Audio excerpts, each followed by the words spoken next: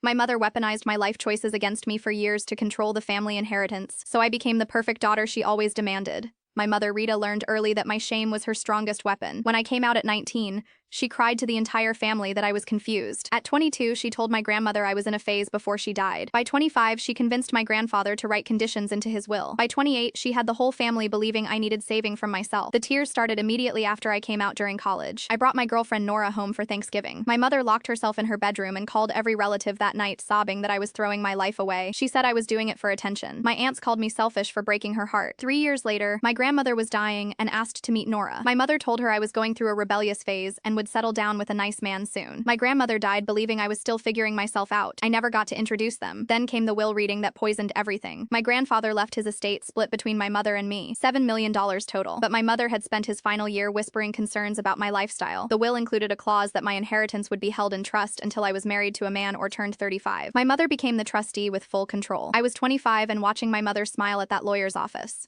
She told me it was for my protection. That grandfather wanted me to have stability. She started introducing me to sons of her friends at every family gathering. By 28, I was living on my teacher salary while my mother took luxury vacations with my inheritance. She posted photos with captions about family values and traditional blessings. She told relatives I was still lost, but she prayed for me daily. Then she made her final move. My girlfriend of 4 years proposed to me. I said yes, and posted it online. My mother called an emergency family meeting and cried about how I was making a permanent mistake. She demanded I choose between marrying Nora or keeping my inheritance and family relationships. I sat in that room watching relatives nod along, and something went quiet inside me. She would never stop dangling that money over me. The family would never stop seeing me through her lens. I stopped feeling hurt and started thinking strategically. If she wanted a straight daughter who followed her rules, she would get exactly that. I broke up with Nora the next day. It destroyed me, but I told my mother we wanted different things. My mother threw a party. She posted about prayers being answered. 6 months later, I introduced everyone to my boyfriend Wade. He was handsome, successful, and everything my mother ever wanted. She loved him immediately. She started planning our wedding before we were even engaged. What she did not know was that Wade was my best friend from college and gay. He had been disowned by his family and needed insurance coverage desperately.